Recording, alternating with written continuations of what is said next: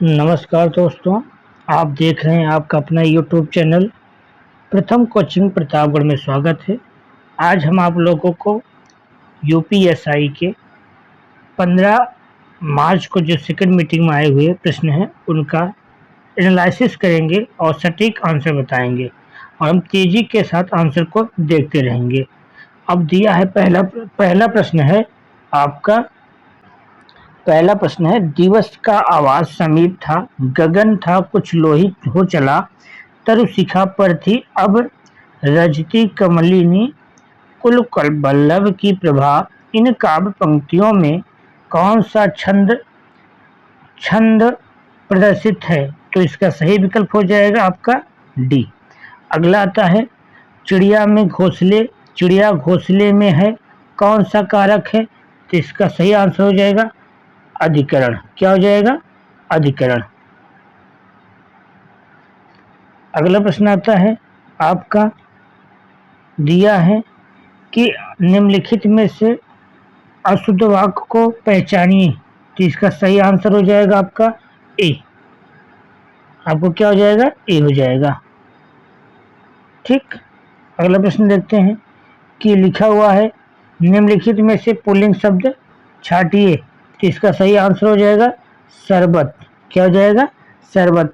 अगला प्रश्न है कि प्रसिद्ध व्यंग्य कविता में इतलम के रचनाकार कौन है? तो इसके सही आंसर हो जाएगा आपका अज्ञे। क्या हो जाएगा? अज्ञे। इसी क्रम में आते हैं, अगला प्रश्न है कि अंबर पनघट में डुबो रही तारा घट उषा नागरी, इस पंक्ति में कौन सा अलंकार है?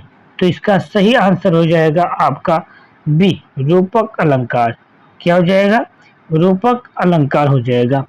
अगला प्रश्न है, प्रस्थान में कौन सा उपसर्ग है? तो यह आंसर आपका क्या हो जाएगा? डी हो जाएगा। अगला प्रश्न है कि निम्नलिखित में से कौन गुणवाचक विशेषण है? तो इसका सही आंसर हो जाएगा आपका दुष्ट। क्या हो जाएगा? दुष्ट। अगला प्रश्न है, प्रजा शब्द के अंत में क्या जोड़ने पर बहुवचन हो जाएगा? तो इसका सही आंसर हो जाएगा आपका विकल्प सी, जन। अगला प्रश्न है कि प्रसिद्ध उपन्यास इदनम के रचनाकार कौन है? तो इसका सही आंसर हो जाएगा मैत्री पुष्पा। अगला प्रश्न है कि ध्वनियों के अनुकरण पर बनी क्रियाएं क्या कहलाती है? तो इसका सही आंसर हो जाएगा आपका विकल्प ए। इसी क्रम में देखेंगे, अगला प्रश्न आपका आता है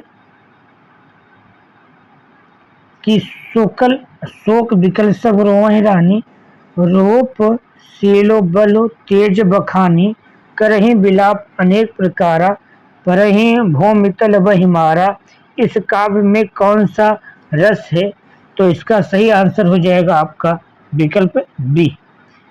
अगला प्रश्न है, दिया है कि गद्यांश लिखा हुआ है और इसमें देखते हैं कि पहला जो अगला प्रश्न है दिया गया है कि मानवीय शब्द में मूल शब्द और प्रत्यय है। तो इसका सही आंसर हो जाएगा आपका विकल्प सी। अगला है, संघर्ष रूपी विजय रथ पर चढ़ने के लिए आवश्यक क्या है? तो इसका सही आंसर हो जाएगा आपका विकल्प डी, दृढ़ संकल्प, उत्साह एवं साहस। अगला प्रश्न है, प्रत्येक समस्या अपने साथ लेकर आती है। तो क्या आंसर हो जाएगा? इसका राइट आंसर हो जाएगा सी, संघर्ष लेकर आती है। अगला प्रश्न है कि मनुष्य को संघर्ष करने और जीवन में सफलता प्राप्त करने का मार्ग प्रशस्त करते हैं। तो इसका राइट आंसर हो जाएगा आंसर नंबर ए, परिश्रम, दृढ़ इच्छा शक्ति व लगन है। अगला प्रश्न है कि सारे ग्रंथों और अनुभव का निष्कर्ष है। इसका राइट आंसर हो जाएगा ऑप्शन ए, संघर्ष से डरना या विमुख होना अहितकर है। इसी क्रम में अगला प्रश्न देखते हैं, आपका आता है कि निम्नलिखित विकल्पों में से उस विकल्प का चयन कीजिए जो उपसर्ग शब्द से नहीं है। तो इसका राइट आंसर हो जाएगा आपका आंसर सी, नायिका। अगला है प्रश्न, जिसकी आशा ना की गई हो वाक्यांश के लिए एक शब्द। तो इसका सही आंसर हो जाएगा आपका विकल्प डी, अप्रत्याशित। अगला प्रश्न है कि जिस वाक्य में भाववाचक का प्रयोग नहीं हुआ है, तो इसका आंसर हो जाएगा विकल्प बी, मोहन के द्वारा खेल खेला जाता है। अगला प्रश्न आता है कि निम्नलिखित में से कौन सा शुद्ध वाक्य का चयन कीजिए। तो इसका आंसर हो जाएगा आपका आंसर नंबर सी, शरीर के कई अंग होते हैं। अगला प्रश्न है प्रसिद्ध उपन्यास शामली के लेखिका कौन है। तो इसका राइट आंसर हो जाएगा आपका आंसर नंबर ए, विकल्प ए।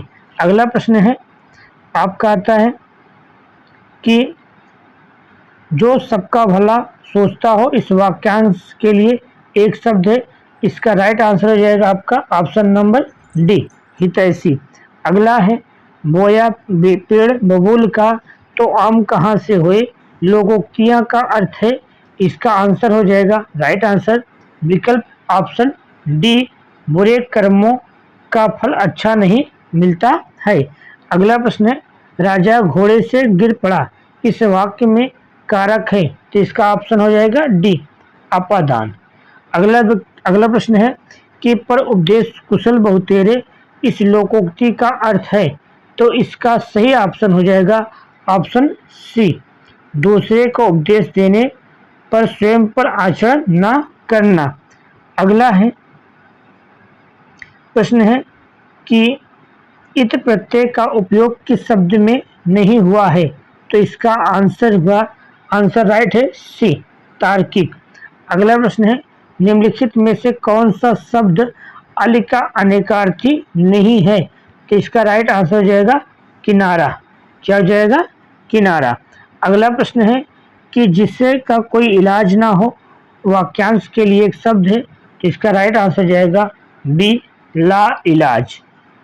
अगला प्रश्न है देखते हैं कि लिखा हुआ है निम्नलिखित में से कौन सा शब्द तत्समक नहीं है। तो इसका आंसर हो जाएगा आपका विकल्प सी, बिंदी।